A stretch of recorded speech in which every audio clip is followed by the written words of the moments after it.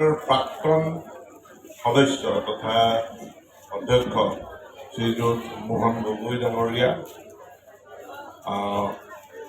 অসম গণ পৰিষদৰ সম্পাদক হৰেণ নৰহ ডাঙৰীয়া, ভাৰতীয় জনতা পাৰ্টীৰ জ্যেষ্ঠ নেতা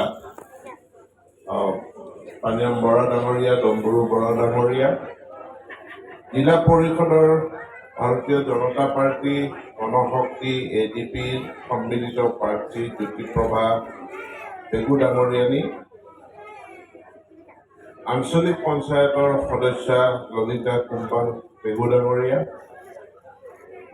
মিচিং স্বায়ত্তশাসিত পৰিষদৰ সদ্য প্ৰাক্তন সাধাৰণ সদস্য ৰাজু পেগু ডাঙৰীয়া আৰু ADP BJP গণশক্তিৰ মোৰ সতীৰ্থ কাৰ্যকৰ্তাসকল, উপস্থিত ৰাইজ, মোৰ পিতৃ মাতৃ ভাই ভনী বন্ধু বান্ধৱসকল, সকলোকে মোৰ সেৱা জনাইছোঁ আৰু বিহুৰ শুভেচ্ছা জ্ঞাপন কৰিছোঁ। এই বছৰ পঞ্চায়ত নিৰ্বাচনটো অলপ পৃথক। আগতে আমি 4টা পঞ্চায়ত নিৰ্বাচনত 4খন বেলট পেপাৰত ভোট দিছোঁ। এই বছৰ আমি 3খন বেলট পেপাৰত ভোট দিছোঁ।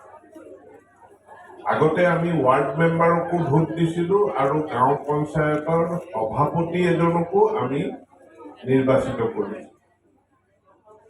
কিন্তু যোৱা 5টা বছৰ আমাৰ অভিজ্ঞতা, বহুত মানুহে আমাক ৱাৰ্ড মেম্বাৰসকলে সদায় অভিযোগ কৰে, কমপ্লেইন কৰে যে আমাক সভাপতিয়ে মৰম নকৰে। সভাপতিয়ে 15 ফাইনেন্সৰ কাম সমানে